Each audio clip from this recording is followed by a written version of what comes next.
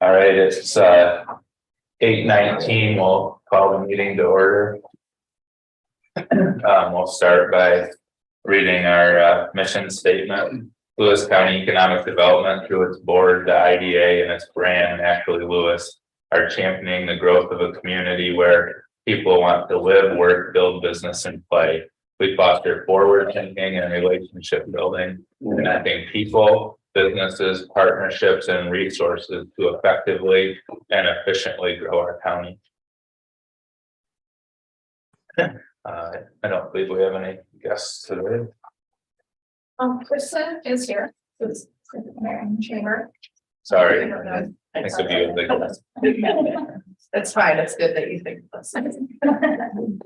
We are starting to attend each other's board meeting to get a feel for what's happening on each of our boards. This is Kristen's first IDA LPDC board. Thanks for coming. All right. Kaylee sent out the minutes last week. Did everyone see that email? Different email address, so hopefully it made it to your inbox. Any questions on the minutes from the October meeting? Have a motion to approve. I'll make a motion. Darlene, second. Jessica, any discussion? All in favor? Aye. Motion carries. September financials.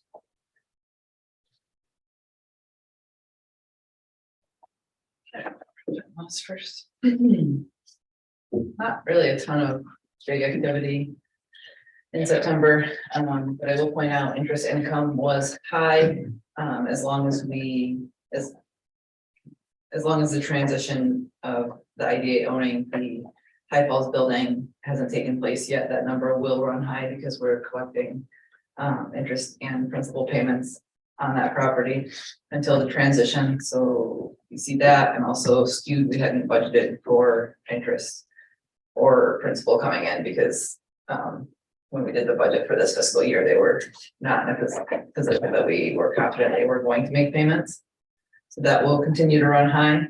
The revenues line is high. We invoiced US Light Copenhagen for the solar project over in Pinckney for the IDA administrative fee. So that's the bulk of that. And then the only other notable on this report is down under expenses. The economic development expense is negative. We paid an upfront bill to JCC for childcare programming, about $20,000, and then we invoiced Jefferson County Economic Development for their portion of it. So that's why you see the negative there. Those transactions didn't hit in the same month. Any questions on that? We'll move on to the balance sheet. Balance sheet, again, most notable accounts receivable, you see that US Light IDA fee payment or invoice hitting there, well, like 10,000 for Jefferson County Economic Development. And then down under accounts payable, that's where you see the child care bill hit. So that was about 20,000. Questions on that one? And then we didn't have a finance committee meeting this month, so you do have the expenditures report included in the packet. I guess the most notable on that is that we paid our audit bill for just over $10,000.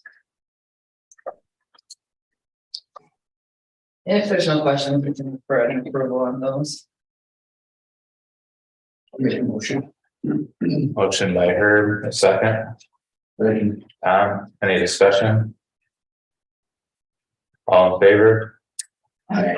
Motion carries. Thank you. Okay, the only other thing under financials, and this one doesn't need approval, it's just kind of an FYI, is the loan fund status report. And happy to say we're in great shape there. Everybody is current. The only outstanding loan we have is with Skewed, which only has a $7,000 balance left on it. We do kind of reserve for the Tug Hill Artisan Roasters loan for $25,000 that we approved and they haven't moved forward on yet. I do want to start writing into our agreements, both pilot for incentive and loan agreements, a time frame that they have to either use it or start the process over again, because we've got a few of those that are just kind of hanging out. We'd like to be able to have that money freed up. But everything is current as of the end of the quarter. Questions on that? All right. So for financials. Just echo something Cheyenne's mentioned before, is we have that money available. The fact that we have very few loans out right now means that pot of money is sitting there. We've generally had a cap on it of like 25,000 per loan. But it's, that was through a USDA fund that allowed us, or we facilitate that. So, you know, just be thinking of that when you're speaking with businesses in your community and stuff. I do have a question, just not necessarily about the financials, but it made me think about the rent or the lease on the offices. Is that up, or how many years was that lease? That is actually up in the middle of this month. Okay, just because I think it's really good location, and at one time we talked about option to purchase, option to increase. Is there any movement there? It's in our contract, we have first right, Okay, first option to purchase. Yeah, and actually, we should probably get approval to enter into a new lease this month, yeah, or renew the lease. Mhm. In the lease, the most they can increase our lease payment is by 5%. Mhm. Which I will advocate against. There hasn't been a lot of service. Mhm.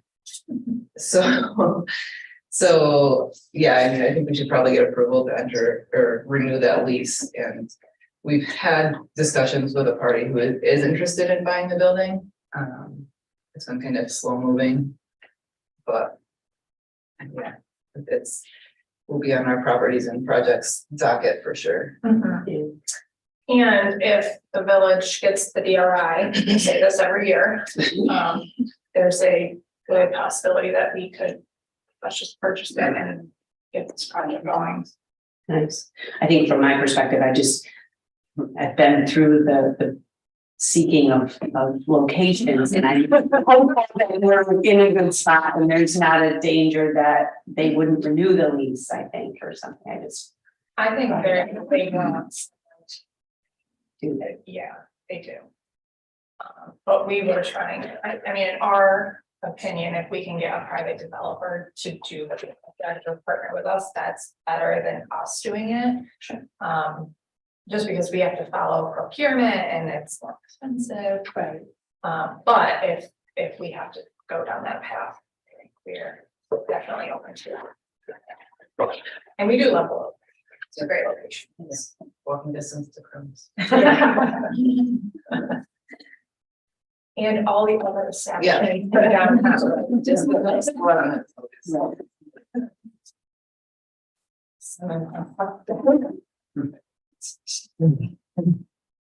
So that's next on the list, is and a couple items for approval, but do we want to start with that? We still make a motion to renew the lease agreement as it stands. Yeah, let's do that. Have a I'll motion. make that motion. Darlene, second. I'll second. Herb, any discussion? All in favor? Aye.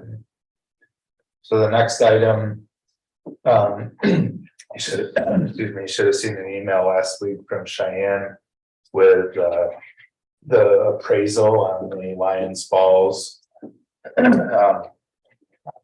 property. So that's been under the name of Black Moose Development. That was the LLC that was started by the Lewis County Development Corporation for the purchase and rehab of that site, and the appraisal was done on just the portion, the building and the portion of land that we had talked about the last month or so. Yes. What's that? I don't remember seeing it. I'm looking right now on my. Oh, I had just sent it to the executive committee. I'm sorry. Nope. So yeah, we did have the appraisal done on the current tax parcel where the building stands and then down to the river, kind of cutting over a little bit to avoid where the easement's going to be for Kruger to just ensure that only one of those properties needs some easement back and forth. And the appraisal came in at 205,000. So that very supportive of our purchase agreement to buy the property for 200,000 from the LC or from Black Moose. So you've got the purchase agreement in your packet. We're waiting on the survey is the only last piece, and we should have that within a week just to, really define what those boundaries are. Then we just need to move forward with the lot line adjustment based on that survey, which is a very simple process in the village of Lyons Falls, because they're a one zone. Very, very simplistic zoning and whatnot in the village. So those pieces can fall into place as we sign the purchase agreement and make the payment. So just to kind of back up a step to the IDA pays Black Moose 200,000, and then that buys us the property and the back lease payments that were due to Black Moose. So those can be part of the negotiation to sell it to the current lessee. Hopefully in the very near future, they are moving forward with plans to purchase it. This is just a mechanism to free it up. Also with our purchase to Black Moose, the LCPC will be able to, or Black Moose will be able to pay off their mortgage to the IDA, which will clear that nuisance off our books. This agreement was drafted by Kevin and reviewed by Ian Gilbert, LCBC attorney. And just from some emails yesterday, the only change that we need to make on this draft is under Tim Peterson. It needs underneath, it needs to say authorized person, not authorized member, because the LCDC needs to authorize Tim to sign on behalf of Black Moose. Because Black Moose doesn't have its own members. So that's the only change I need to make.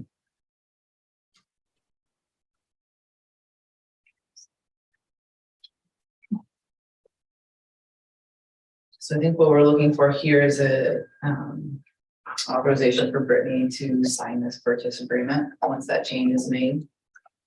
And for us to move forward with making payments.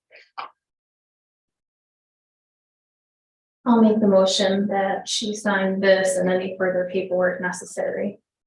Second. Motion by Jessica, second by Tom. Any discussion? All in favor? Aye. Motion carries. Thank you. And the next one is the staff services agreement with the chamber. Yes, so this contract did not go through committee.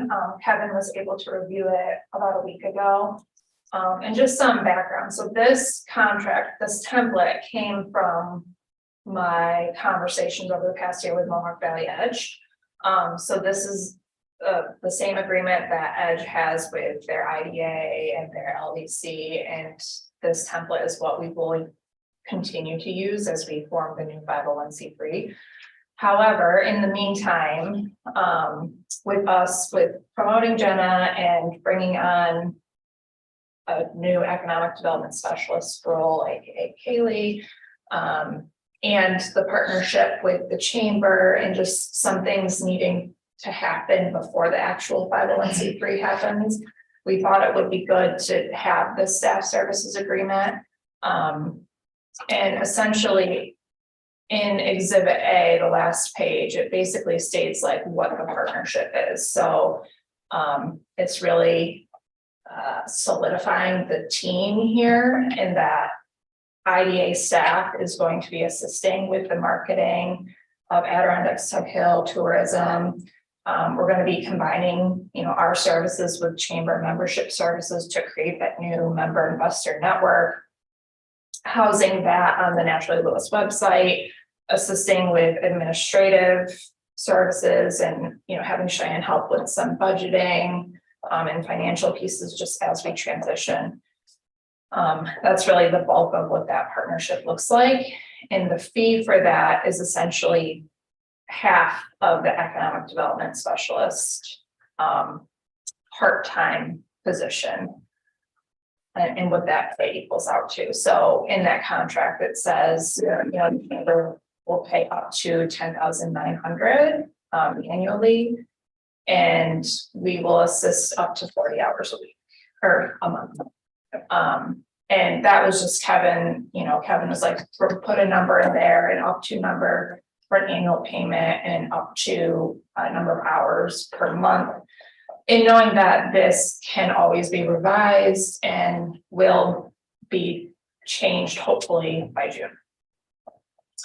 Any questions on this contract? Okay, so this is an interim step before the official new organization is fully set up, so. And I have it under the new business, but I can talk about the economic development specialist position. So we did post it internally. Kaylee did submit her resume and letter of interest. She's actually taking meeting minutes for us today. So she is gonna come on 20 hours a week, part-time until the end of her senior year, with the hopes that she will come on with us full-time. But for now, it's just that 20 hours a week, part-time position, which will be a huge help when Jenna's on maternity leave. So we're going to bring her in to, more marketing and more administrative assistance throughout the next few months. But it's, I think, a really great stepping stone. And she's already working with the tourism brand a lot and helping the chamber out a lot with marketing. So it just makes sense to take this next step. All right. So then we need a motion for you to approve you signing the agreement. Yep. Have that motion? Or no, it's you, Joe, sorry. Oh, sorry. I'll make the motion that we sign the debt services agreement. Motion made by Darlene, second. I'll second. Heard, any discussion? Is this sort of an interim deal? Is Yes. that- I mean, as soon as the other gets done, this ends, is that Right. my understanding? Yep, it's Okay. interim. When the 501c3 is formed and all staff are under that umbrella, the contract will then be between Naturally Lewis Incorporated and the IDA. Naturally Lewis and the LCDC, Naturally Lewis and the Chamber of Commerce for the first year. Until 2024. It's fine. It's gonna be a little messy.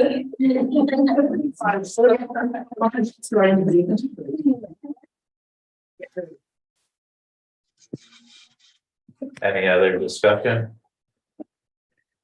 All in favor? All right. Motion carries, thank you.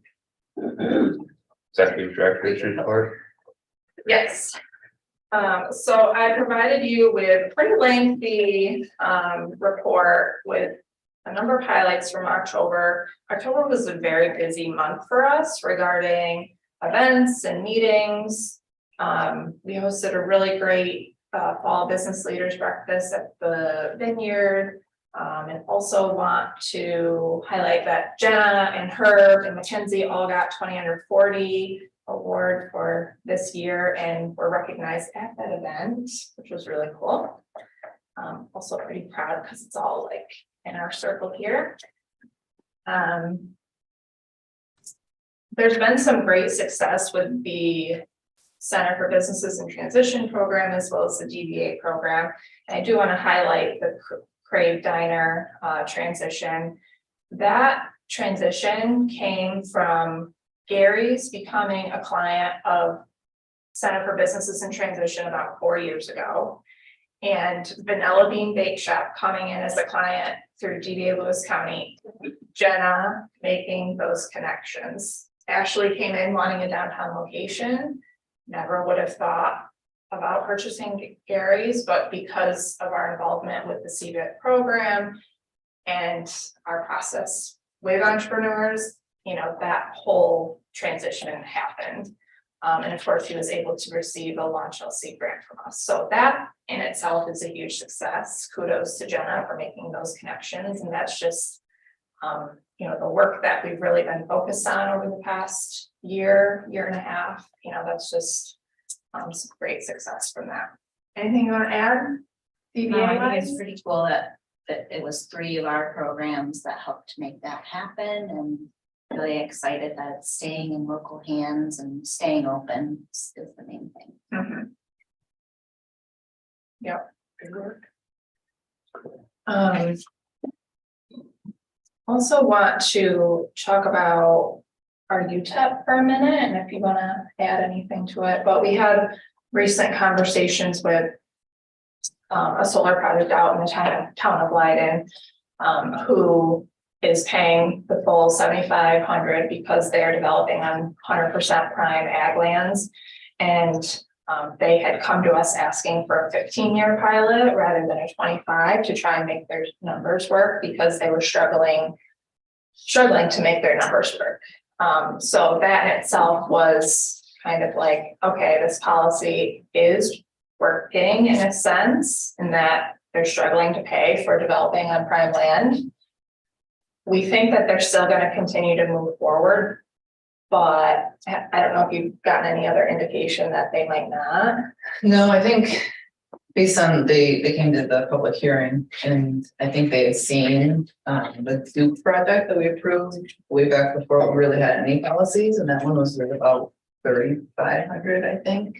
So I think when they were looking for locations, they'd seen that, and that made Leiden attractive. And so, not that we want to like bait and switch, but I think that it's kind of telling that a higher rate is harder for them to stomach. Still didn't drive them away from the prime land, and I think there's still a lot of work to be done there on the small projects. The big projects kind of know about UTEPs and kind of can usually have had some sort of conversation with us where we tell them, you know, prime land is not where we want you to be. So they can at least be thinking about that. A lot of these smaller projects have done all their lease work, all of their site plan work before they apply for the incentives. So it'd be more cost prohibitive for them to go back and like move their array than it is just suck it up and pay the fee at that point. So we'll continue to work on ways to get to them ahead of time, but at least we can get more money into the community this way. Did we respond to their request for the 15-year? Yeah, we went to Joe Scott and Chris Canada and said, what do you think? And, you know, if they were developing for 15 years and at 15 years, their decommissioning project was done, sure, we could consider 15 years, but their intent was to submit just the 15-year pilot to their financial people to get the project approved internally and then come back to us to renegotiate.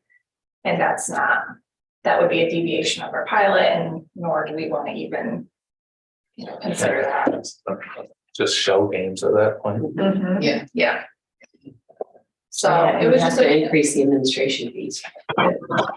Well, that's something I think in the next couple of months, maybe the start of 2023, there's some tweaks to the UTEP that we like to do another round. And part of that is the IDAP has always been based on 15-year pilots. So with these energy pilots being 25 years, I think that's something we need to consider, is that fee is for administration. And if we're administering it for 10 extra years, then we do need to consider bumping that up. Among other things, keep being creative. We did, when they asked about the rate, because not only are they on prime land, they're on land that's being used for crops. They asked if there was a way to reduce that. And I pointed them to the section where we wrote in that we can take into consideration if they're investing in close community agreements or community economic development fund. And really what it came down to is they just didn't want to pay that much, period.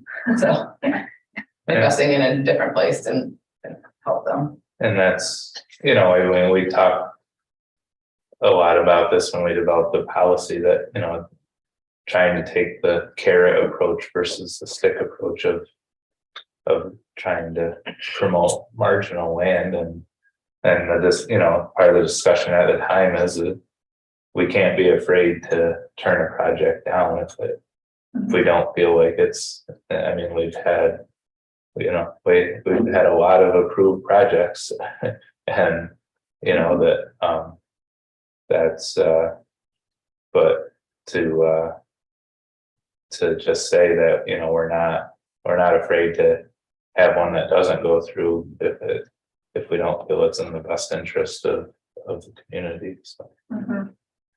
I might just comment that that's probably as good a land as there is in Lewis County Yeah. right there. Yeah,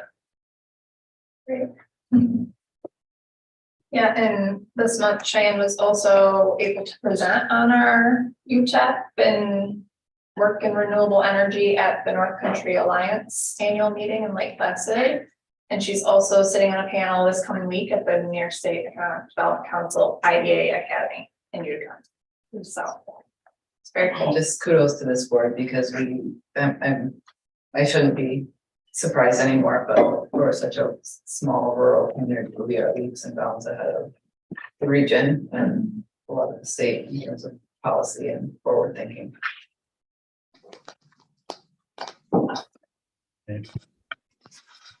Any other questions on the report?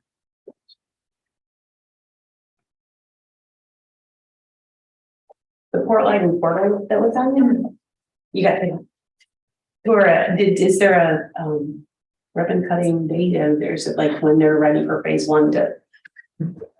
I've been following it on social media, but I think the first apartment's ready by the end of the year to do a walkthrough. But no solid dates yet, right? Right. Well, and it's very much a phased approach. So I don't know if we'll do like official ribbon cutting, but we need to highlight the completion of each phase. I mean, it's gonna be very cool. The apartments are like really high ceilings, they exposed brick, you know, from the original building. they're doing a good job with social media. I mean, they're not a lot, but what they do is Yeah. very interesting to see. So. Yeah. And they intend to keep the gym space as like community space, which is great. And there's the stage in there. And then, you know, next phase is the Airbnbs that overlook the river. And they plan to make them like school themed, but kind of classy. Like this is the art room Airbnb and this is the history room Airbnb. How clever. Yeah, it's really cool. It's just gonna be very neat. Very cool to see. all right. Any other questions for Brittany? Just echo Brittany's comments and congratulations to Herb and Jenna and Mackenzie. Thank you. Knew we had a high caliber group here, but it's nice to see everyone being recognized for the work. Mhm. All right, so we do have, well, we already discussed the economic development specialist position. And then the other item under new business was community economic development programs. Yeah, so we held our first committee early October. Yeah, early October. To really nail down what the focuses are for each of the three funds for the community economic development fund. And again, we intend to have that first 150,000 in January. Yep. So still working on the launch details of these programs. Again, we're going to have these 3 grant programs plus a vacant property revitalization program. So 4 new grant programs. We need to really assess like what we can handle and how much we can handle. So we're still working on that, but we have the focuses nailed down of each of these funds. The Small Things Big Impact Fund, very much modeled after the Winter Design Challenge that we did a couple of years ago during COVID. So $1,000 awards, up to $1,000 awards. And the intent for this fund is to really help businesses become more visible. So signage, packaging, website, you know, if they're an artisan and they need like the easy up tent and the tables and the tablecloth to go to artisan vendor shows. And we're really looking to them to get creative with their applications and also help them think creatively. The Building Business Fund is really all about funding the tools businesses need to grow their business, whether it be like actual equipment or tools or machinery or like the business services, professional services. So again, letting the businesses get creative in what their needs are. And then the Community Connections Fund, not to compete with Pratt Northam, but really looking for something, a program initiative that would really make a great impact on our community. And again, letting these entities be creative and leaving a little open-ended on what they're applying for. And being a little bit specific on this one, that it can't be, like, this isn't going to be a reoccurring award, like, there's some things that like for funds that you go after year. This is a one-time, either to launch and keep something sustainable, or, you know, that kind of thing.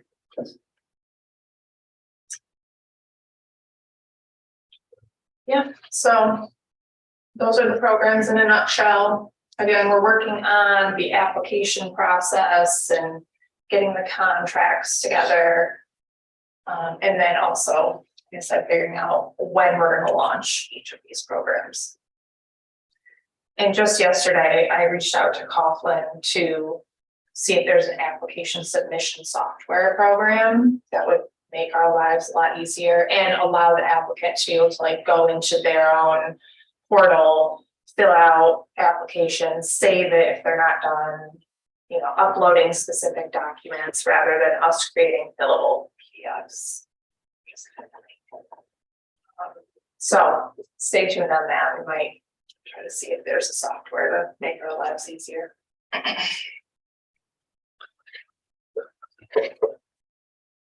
Any questions there? You know, again, we kind of, this whole thing came about and this now funded by the #3 wind project. We kind of thought of it too late for a couple of the other wind projects, but we have continued to talk about it, you know, applying it to the larger scale solar if we ever see any of those come to fruition. But that's still a point of discussion. As Cheyenne mentioned, our UTEP and stuff, we initially made the decision not to apply it to our small scale solar, with the idea that it,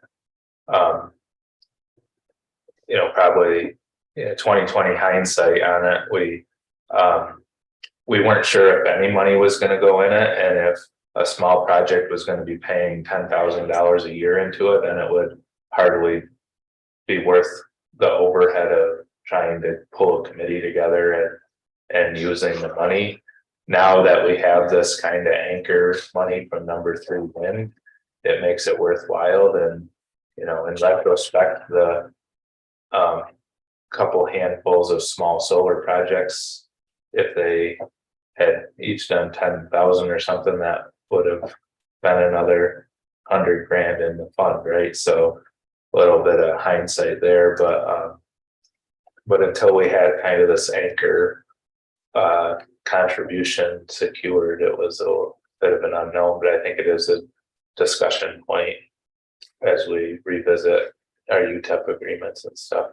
And as Cheyenne mentioned, we have language in our UTEP that we would consider adjustments to the pilot if the company showed other ways they were contributing to the community, which could be through this, but it hasn't been a requirement.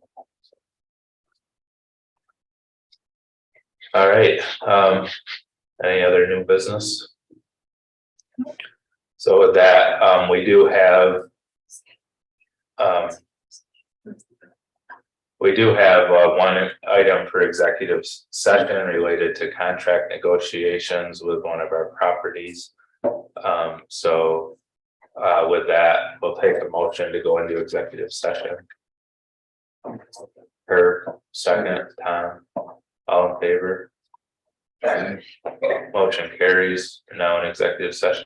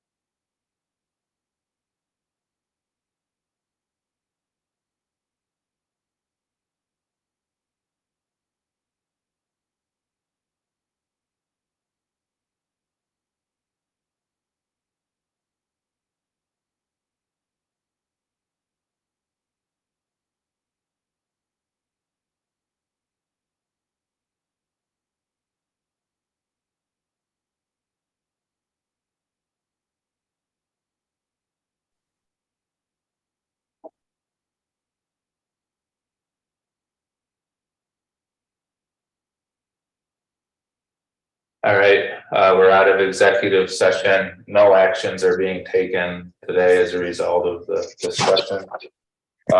So unless there's any other business, I would just draw your attention to the upcoming meeting dates at the bottom of the agenda and take a motion to adjourn.